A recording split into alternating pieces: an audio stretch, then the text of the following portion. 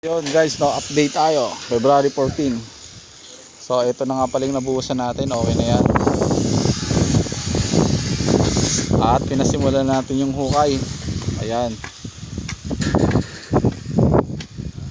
So yan, doon mo lang muna pinalagay yung lupa. Hindi pa dito pwede. So yan, kailangan natin matapos yung butas na yan para mahulog natin yung bakal. Ayun, naka-ready na yun, yung dalawang poste na yun.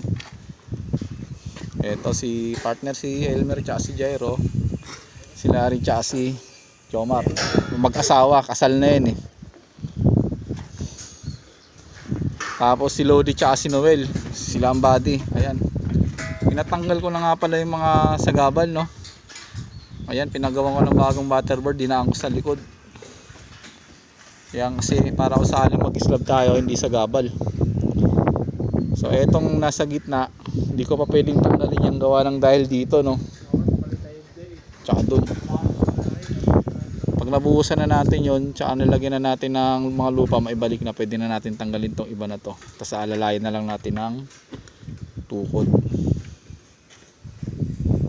So yan, konti na lang, matatayo na natin yung poste